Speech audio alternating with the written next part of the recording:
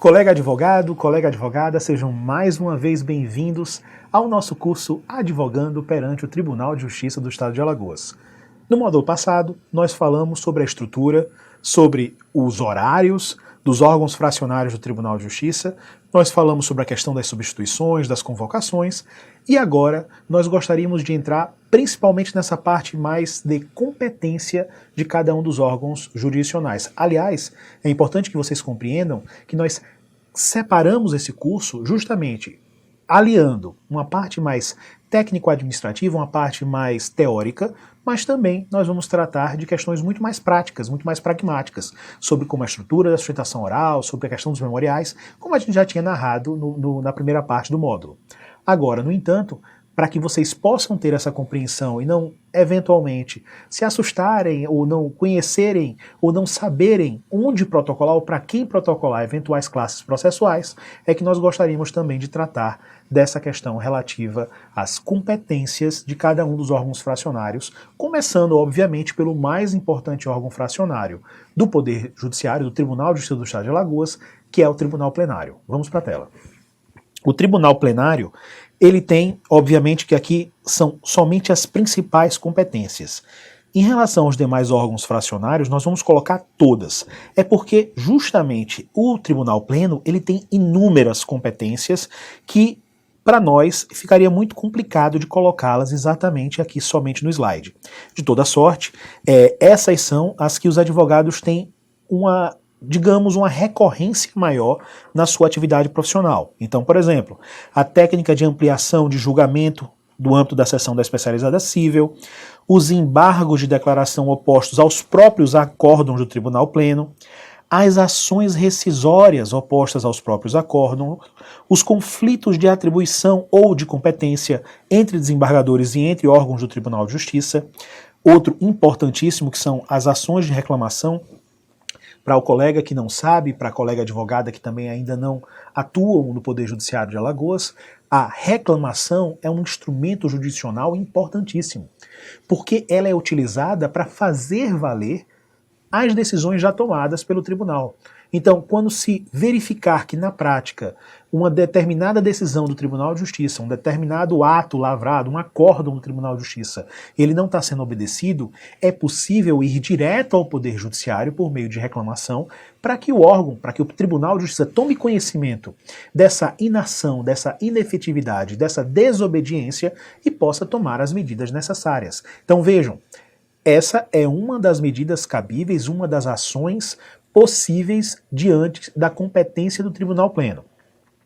Além disso, nós temos, por exemplo, os embargos infringentes opostos contra as decisões da Câmara Criminal, ao contrário das câmaras cíveis, onde há a seção especializada cível, que seria um órgão superior às três câmaras, como nós só temos uma Câmara Criminal, as decisões, as impugnações que se dão por embargos infringentes, elas deveriam ir, por exemplo, numa seção especializada criminal.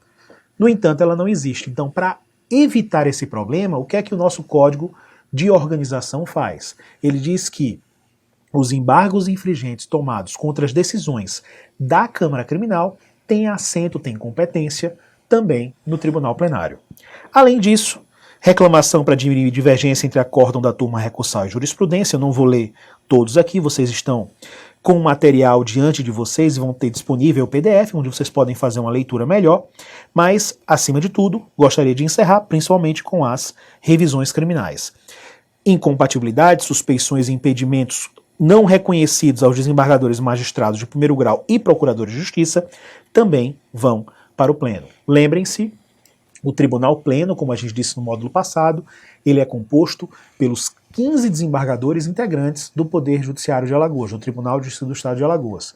Então, é o órgão de cúpula da jurisdição, ele é o órgão de cúpula do TJ, e por isso, ele é que tem as competências normalmente muito mais específicas, certo? Então, por exemplo, como a gente vai ver, antigamente, até algum tempo atrás, os habeas corpus, eles que tinham como autoridade coatora, por exemplo, o juiz de primeiro grau, eles iam para o Tribunal Pleno. No entanto, houve uma mudança, tanto no Código de Organização Judiciária como no regimento interno, e esses habeas corpus saíram do Tribunal Pleno e passaram aí diretamente para a Câmara Criminal.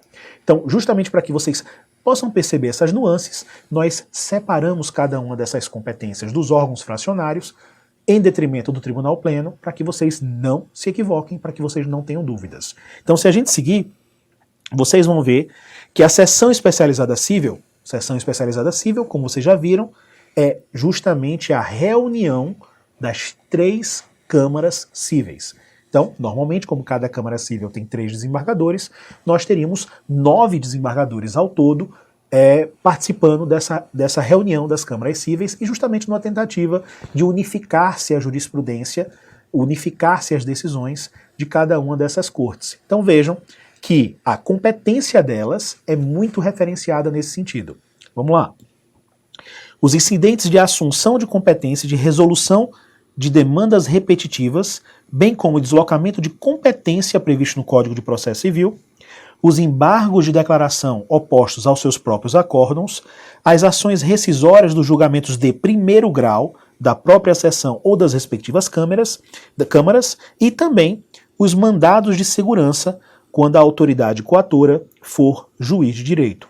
Então, essas são as competências que vão diretamente para a seção especializada cível. Vejam, seção especializada cível que vocês já viram no módulo passado, que não se reúne todas as semanas. Ela se reúne uma vez por mês. No entanto, os demais órgãos fracionários, como vocês sabem, são formados por 3 desembargadores no âmbito da competência cível e, no caso da competência criminal, por 4 desembargadores, é o que nós vamos tratar logo em seguimento. Quais são as competências das câmaras cíveis? Vejam, é muito mais reduzida a competência, são apenas, são poucos atos que vão ser de competência das câmaras cíveis e fica muito mais fácil para a gente discutir isso. Então, primeiro, julgar os recursos contra as decisões dos juízes de primeiro grau que atuam nas jurisdições não criminais, bem como os agravos contra as decisões monocráticas de seus membros e os embargos de declaração decorrentes de seus acórdãos. Aqui é a competência da Câmara Cível por natureza, ou seja, se eu tenho um processo que correu diante de um juiz cível, no âmbito do primeiro grau de jurisdição do Poder Judiciário de Alagoas, os recursos tomados contra as decisões desses magistrados não criminais vão para as câmaras cíveis. Aliás, isso em qualquer corte de justiça do país. Então, a atribuição típica, a competência típica dos órgãos fracionários de natureza civil do tribunal, ou seja, das câmaras cíveis, é o julgamento precípuo dos recursos, das impugnações, das decisões tomadas em primeiro grau por juízes não criminais. Mas não só isso. Agravos contra as decisões monocráticas de seus membros e os embargos de declaração decorrentes de seus acordos.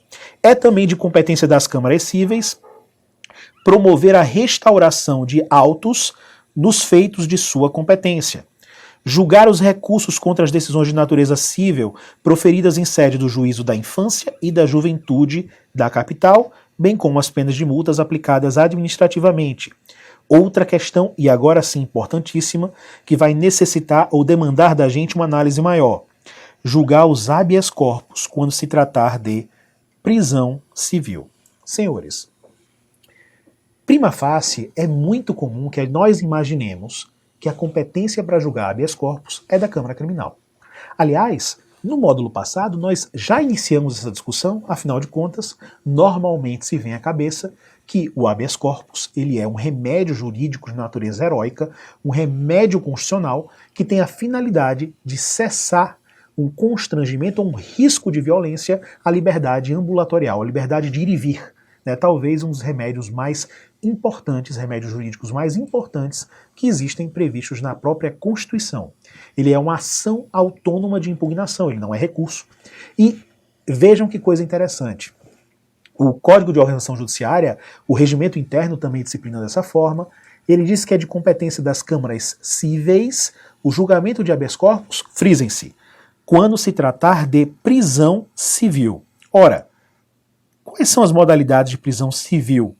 Como vocês sabem, conforme entendimento do Supremo Tribunal Federal, o STF, nós passamos a compreender que a prisão prevista lá na Constituição, a vedação da prisão de natureza civil, ela reduziu de maneira muito drástica as possibilidades dessa competência. Por quê? Porque antigamente era possível a chamada prisão do depositário fiel, que, como vocês sabem, o Supremo Tribunal Federal compreendeu que essa modalidade de prisão não era mais admissível dentro do nosso ordenamento jurídico. E o que é que sobra? Qual é a modalidade de prisão cível que necessariamente pode ser impugnada por meio desse ato que é de competência das câmaras cíveis? Vejam, nesse caso, a prisão civil vai se dar, principalmente a partir da súmula 319 do STJ, quando houver a chamada prisão do devedor alimentício inadimplente em relação às 3 prestações alimentares devidas e anteriores ao ajuizamento da ação de execução. Então vejam que é de competência da Câmara Cível, que é de competência de qualquer uma delas, o julgamento de habeas corpus quando a prisão se der do indivíduo que deixou de pagar alimentos. Então você advogada, você advogado, se tiverem a necessidade de ingressar, de impetrar essa ação autônoma de impugnação, esse habeas corpus, e o seu paciente, se o seu cliente, ele tiver sido preso por conta de um débito de alimentos, eventualmente é possível, na fórmula da súmula já citada, a impugnação desse ato por meio da ação autônoma de impugnação habeas corpus. Mas vejam, o órgão competente para esse julgamento não é a Câmara Criminal. O órgão competente para esse julgamento, nesse caso específico, é a Câmara Cível. Além disso, nós temos também, no âmbito de competência das câmaras cíveis, o conflito de competência em feitos cíveis que tramitam em primeiro grau, inclusive os oriundos da vara cível e da vara da infância e da juventude. Então vejam, os conflitos de competência no âmbito das varas não criminais também é de atribuição da Câmara Cível. E as câmaras criminais? Bem, as câmaras criminais possuem uma natureza muito específica. Não é muito difícil perceber, senhores e senhoras advogadas, que a Câmara Criminal tem uma atribuição, pelo menos precípua, de julgar os recursos interpostos contra os julgamentos feitos por juízes criminais de primeiro grau. Então, encerrado um processo, em havendo, por exemplo, sentença, o recurso de apelação contra a decisão tomada pelo juiz de primeiro grau deve ir para a Câmara Criminal. Num procedimento, por exemplo, de júri, encerrada a primeira fase, em que há, por exemplo, uma sentença de pronúncia, o recurso em sentido estrito interposto contra essa decisão vai também para a Câmara Criminal. Então, é de competência da Câmara Criminal esses julgamentos que envolvem a impugnação de atos, em regra, praticados no âmbito do primeiro grau, que têm natureza criminal. Vamos para a tela. Compete, então, à Câmara Criminal julgar originalmente, também, primeiro, os processos oriundos do Conselho de Justificação da Polícia Militar do Estado e relativos a oficiais da mesma corporação. Então vejam, aqui nós temos uma situação bem paradigmática. Primeiro, no âmbito do Poder Judiciário Nacional, existe uma previsão feita a partir da Emenda Constitucional número 45 dos chamados Tribunais de Justiça Militar. Esses tribunais de justiça militar, eles teriam a competência recursal de apreciar eventuais impugnações tomadas contra atos das auditorias militares de primeiro grau, que são os juízos, que são as unidades judiciárias, que têm a competência de julgar crimes militares e também as ações judiciais contra atos disciplinares militares. Então, a Constituição ela estabelece uma competência dúplice para essas auditorias militares. Elas julgam tanto os crimes militares, quanto as ações judiciais contra atos disciplinares militares. E o que acontece a partir dessa decisão? Bem, a partir dessa decisão, o recurso dela iria para os chamados Tribunais de Justiça Militar. Ocorre, senhores advogados e advogadas, que existem no Brasil somente 3 TJMs. Quais são eles? Se vocês observarem o slide, vocês vão ver que nós temos basicamente 3. Minas Gerais, São Paulo e o Rio Grande do Sul. Então, esses são os únicos tribunais de justiça militar existentes. Regra geral, o artigo 125, parágrafo 3º da Constituição, ele estabelece os requisitos para isso, e o principal requisito é que você tenha, no mínimo, 20 mil homens integrantes nas forças da Polícia Militar e do Corpo de Bombeiros. Mas vejam, normalmente, mesmo em outros estados que possuem um efetivo muito maior de 20 mil habitantes, de 20 mil soldados, de 20 mil policiais, ainda assim, esses outros estados preferem a não edificação desses tribunais de justiça militar. Porque, normalmente, onde não há tribunal de justiça militar, cabe ao Tribunal de Justiça, por meio da sua Câmara Criminal, o julgamento dessas demandas. Além disso, cabe, como a gente já falou, julgar os recursos das sentenças e decisões dos juízes criminais e dos tribunais do júri, julgar, esse sim, os habeas corpus, quando o coator for juiz estadual, membro do Ministério Público Estadual, procurador de Estado, defensor público estadual, prefeito, enfim, todas as autoridades que estão colocadas aí. E aí vai um detalhe bem específico, tá?